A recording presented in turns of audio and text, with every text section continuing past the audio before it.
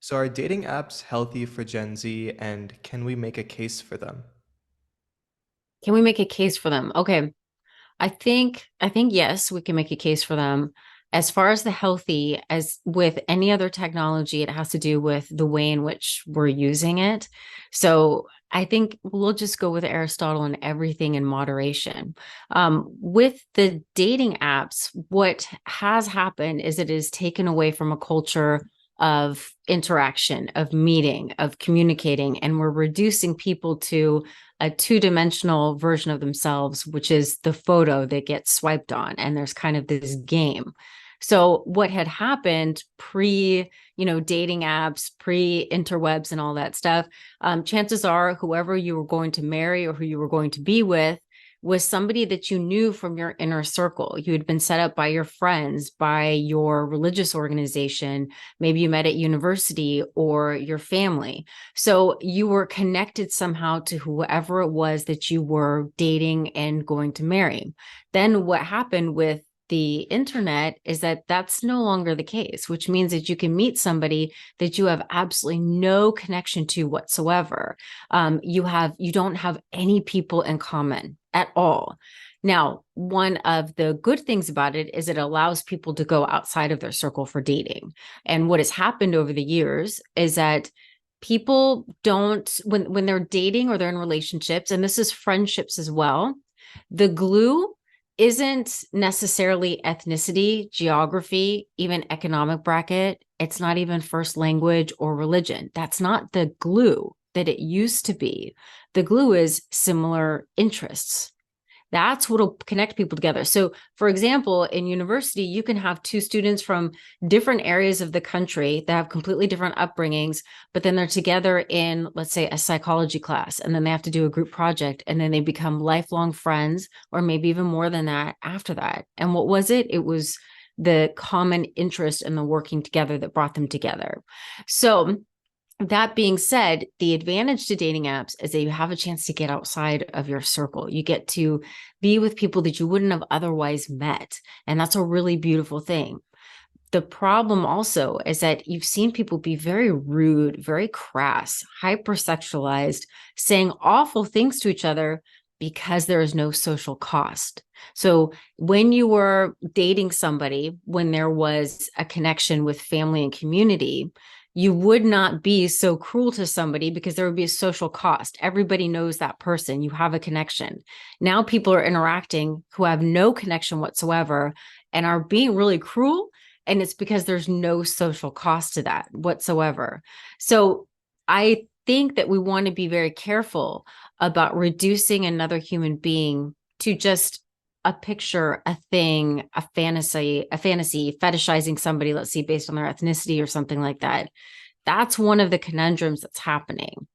But I've also found that, some of my students have said, hey, look, the dating apps are also in a way like if you are not straight, if you're not heterosexual, it can actually be dangerous to try to interact with somebody if you don't know if they're the same way as you.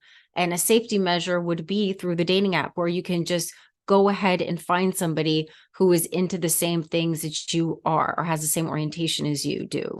And I hadn't really thought about that before, but that's also one of the bonuses to it. So how do Gen Z benefit and receive detriment from these kind of frictionless sources of quasi-love? Are they most at risk or can they in the same breath derive the most benefit from them? We seem to be seeing a lot of rates of depression is going up, and self-esteem is taking a hit, and people are modeling themselves over, let's say, an idea of the way that they think they're supposed to look and pose. I don't know. I don't think that there's any evidence that it's actually, I haven't seen any evidence. Wait, I should clarify. I haven't seen any evidence that it is actually healthy or good. Um, there is something, I think that what's happened is that we don't like to be embarrassed. We don't like to be shamed. So our efforts to eliminate that have actually eliminated what it means for us to be vulnerable and to be human. We don't want to be vulnerable. We don't want to be embarrassed. We don't want to be rejected. So what we've done is we've done our best to try to remove that from the equation. And that's what these dating apps do. Like instead of going up and approaching somebody and them rejecting you in person, it's just a swipe. You don't have to deal with that. But the problem is that, and this might sound strange, but rejection, or let's say embarrassment, is actually a good thing to experience because it gives you so much more empathy. It makes you so much more human for your future relationships. So, like, let's just say, as opposed to ghosting, where you just exit without any kind of a dialogue, anything, no face to face. And let's just say you don't have any friends, family in common. Well, hopefully not family, but friends in common, no social groups, and the person just disappears, and it's devastating. You learn so much more by having an interaction with somebody and talking about maybe that you are going to make an exit, and that makes you better for the next relationship. And the person who's on the receiving end of that, while it sucks, that also makes them more cognizant in any other relationship that they get into.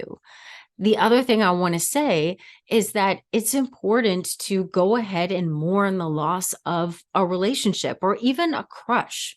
Let's just say there's been people who have had, 3-week romances, and then it's over and they're sad. And it's okay to be sad.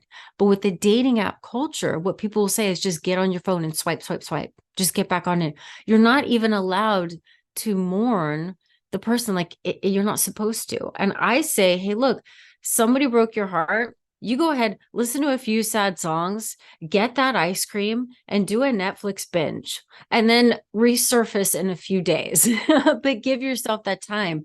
This idea that you're supposed to get back on the app as though that will give you some sort of a self-esteem boost, it will not deliver in that way. So that's one of the things that I see. I don't want to be so hard on dating apps because, like I said, I know that it can bring about this good. It can streamline and make things safe for what it is that you do want. You can be more aware of that. But one of the problems is this fast-paced way of dehumanizing oneself and dehumanizing other people. So we have to, I think, maybe have more conversations like this one about how do you avoid that?